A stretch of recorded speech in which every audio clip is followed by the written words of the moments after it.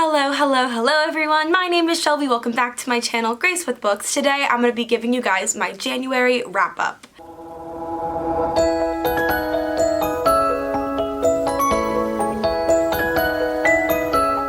This first month in 2020, I read 7 books. 5 physical books and 2 ebooks. I had a pretty good reading month, lots of books I really enjoyed. I don't really think there was a book I didn't enjoy. Some I gave 3 stars, some 4, some 5, but nothing below 3 stars, which is really awesome for the first month of the year. So without further ado, because there are so many books, I'm gonna get right into them. The first book I read in January was Skyward by Brandon Sanderson. I got this book because my friend recommended it, and I have to say I absolutely adored it. I gave it 5 stars. It's about a girl named Spencer who lives with her people on this alien planet, and they are constantly under attack by an unknown species. Since she was little, she has always wanted to be a pilot and fight in this never-ending war, but because her father was branded as a traitor, she is sort of ostracized from the community, and a lot of people don't want her to succeed.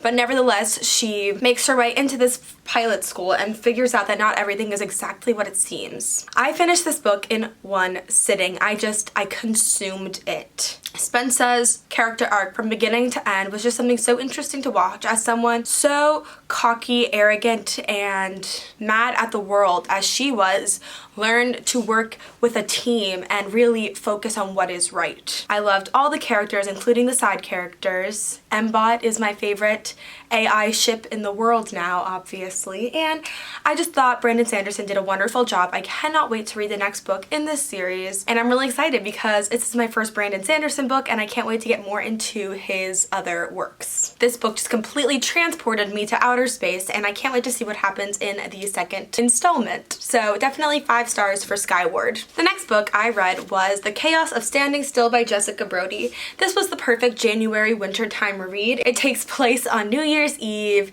in a snowy airport, and it is about a girl who, a year after the death of her best friend, still has not opened that last message from her. It is sitting on her phone, but when she accidentally swaps phones with another boy in the airport, she is led on a crazy chase throughout the night as the airport shuts down, and she is forced to reanalyze her grief and depression that she's been in the past year. I gave this book 4 stars. This book dealt with grief and new beginnings, and I thought it's so interesting to hear how Rin went from this sad and depressed girl at the beginning to someone who is more ready to take on the world and move on. Although it's slightly unrealistic because this all does happen in the course of one day, I think that having it set up the way it was really did show you the impact of how much her life has changed because of her depression, and how the book ends with this promise of a new hope for the new year. This was like a perfect wintertime read. It was funny, it was sad. I really did feel all of the emotions. I really loved the love interest, Sander. I thought that he wasn't just there to serve a purpose, he really was a multi-dimensional character and added substance to the plot. So really enjoyed this contemporary. If you need a good cry or a good laugh, this is the perfect book.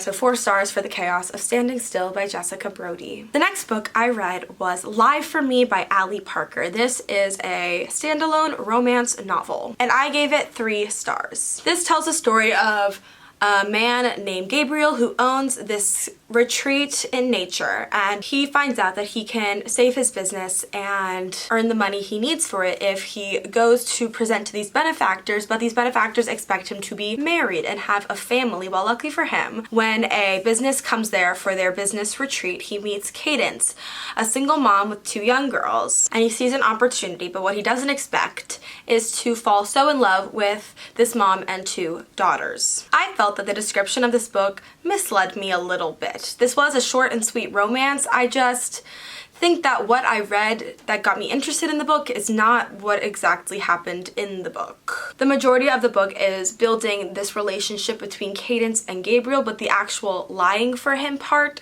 doesn't exactly come until the last 50 pages. So I felt I was waiting this entire time for a shoe to drop and for her to get mad at him for using her, but that didn't happen until the very end, and that made it feel so much more rushed. Of course, this is a happily ever after book. It ends with no cliffhanger. It's a standalone, but I don't know. I felt like it was just so rushed at the end. I wasn't really able to enjoy the drama of it. It was all nice and cutesy for the majority of the book, which is nice, but I would have wanted a little bit more conflict. So 3 stars for Lie for Me. The next book I read in January is The Winner's Curse by Marie Ratuksky. I did not say that right. This is a book I've wanted to read for a while. The description has always interested me, and I feel like I'm so late to this fandom, but I absolutely adored this book. The story is about a girl named Kestrel who is the daughter of a big general in their land. One day she accidentally, or not accidentally, she purchases a slave named Aaron, and despite it being unorthodox, they fall in love. But Aaron is hiding more secrets than Kestrel originally thought, and they are thrown into this game of love and betrayal and revenge. I gave this book 4 stars. It was intriguing, fast-paced, and just wonderfully written. I really enjoyed Kestrel as a character. I think that I really loved the idea that despite her father wanting her to be a warrior and a soldier, she decided that she is more of a strategist, and her father respects that about her. He wants her to learn strategies of war, and I feel like another author would have made the father resistant to that, but in this universe, the father was ready to teach her all about these wartime strategies. And even though the dad is evil, I sort of did respect that about him, that he respected his daughter and didn't want her just to be arm candy on some man. There were so many shocks and twists in this book that I did not see coming, which made it so enjoyable. I don't know how I've stayed spoiler free this long for this book that is everywhere, but I literally bought the next 2 books the day after finishing it, so I'm really excited to get started on those. The next book that I read in January was Hamlet by William Shakespeare. Hamlet is a classic. It is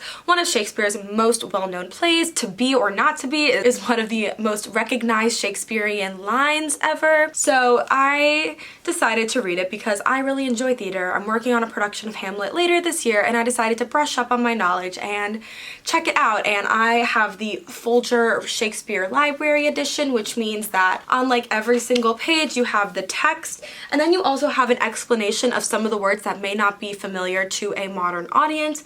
I did annotate this book because I feel like for plays I tend to annotate more than I do for regular books, so I just really enjoyed it. And it was so interesting reading it again after having forgotten about it for so long, and to just understand more of the deeper levels in Hamlet. And honestly just fall back in love with Shakespearean plays because they're so interesting and they just go so deep. So I gave Hamlet 4 stars. The next book I read in January is Creedence by Penelope Douglas. Oh my god. I loved this book. It is a romance novel, new adult, not for younger kids, and it is about a girl named Tiernan who, after the death of her parents, goes to live with her step-uncle, so no real relation, and her 2 step-cousins, I guess, in this secluded cabin in Colorado, I think. Since it is a Penelope Douglas, and Penelope Douglas is a master at forbidden romances and things like that, things get a little steamy, but overall this story is about Tiernan learning to accept that she deserves to be loved, and that after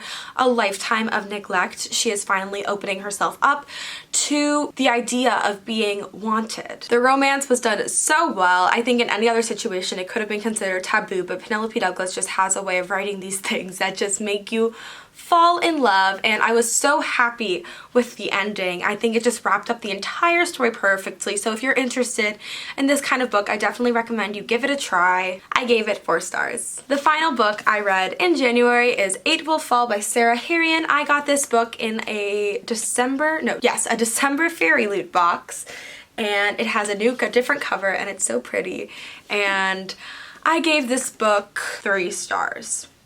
The concept of this book is that there are these empaths in this kingdom, and they are persecuted and they are not allowed to practice magic. But when an ancient evil starts corrupting the land and the people, the queen sends these 8 empaths down to the mines and the deepest caves underground in order to stop the evil or die. This book is extremely graphic and violent and deals with a lot of character death. Like, that is something you need to know right off the bat. It is advertised in the description, so it's not a spoiler. But I thought this book was really well written. Like, I get super claustrophobic underground. I hate it, and I literally felt reading this, like, my heart was tightening. It was so descriptive that I felt those emotions as if I was down in those caves with these characters, which is so impressive. But I just didn't connect with the characters. I thought the entire plot was intriguing. I thought it was a good premise, but I could not feel anything anything for these characters. I did not get attached.